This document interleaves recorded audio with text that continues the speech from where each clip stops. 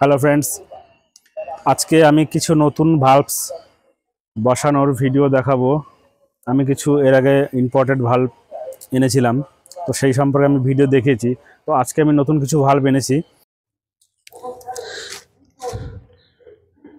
3 ঘন্টা ফাঙ্গিসাইডের জলে এই বেগুনিয়া ভাল্বগুলো ভিজিয়ে রেখেছিলাম। তো 3 ঘন্টা পর দেখতে পাচ্ছেন এই ভাল্বগুলো কিন্তু জল শুষে ফুলে একদম সতেজ হয়ে গেছে। দেখতে পাচ্ছেন এই ভাল্বগুলো কিন্তু এখন বসিয়ে দিলেই এর থেকে আমরা কয়েকদিন পর দেখতে পাবো নতুন গ্রোথ স্টার্ট হয়ে যাবে।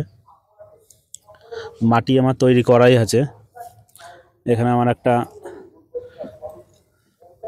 1.5 ফুটের একটা গ্রো ব্যাগ আছে। তো এই গ্রো ব্যাগে আমি বসাবো এটা। এই মাটি তৈরি করা আছে, শুধু মাটিগুলোকে আমি একটুখানি হালকা করে এতে বসিয়ে দেবো।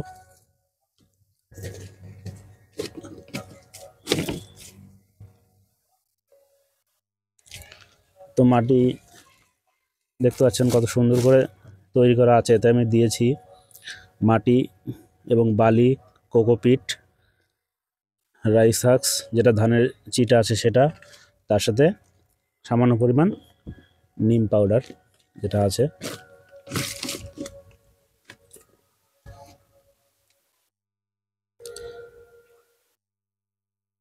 বিছানোর পরে এই যে দেখতে পাচ্ছেন ভাল্বগুলো খুব সুন্দর করে একদম হেলদি হয়ে গেছে। তো এবার এই 1 ইঞ্চি মতন ডিপ করে বসিয়ে দেবো।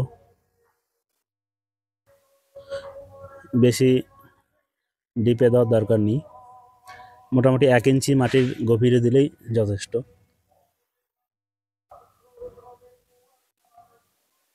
এতে আমরা এখন কোনো রকম জল স্প্রে করব না, জল দেব না, যেহেতু ভাল্বগুলো অনেকক্ষণ ধরে ফাঙ্গিসাইডে জল ভেজানো ছিল।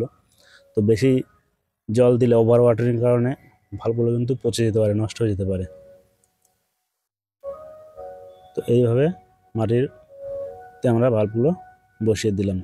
তো কিছুদিন পর আমরা দেখতে পাবো এর থেকে নতুন গ্রোথ স্টার্ট হবে। ভাল্বগুলো কিন্তু খুব সুন্দরভাবে গ্রো করবে। তো এবার শুধু অপেক্ষা, ভাল্বগুলো গ্রো করবে এবং তার থেকে ফুল আসার অপেক্ষা।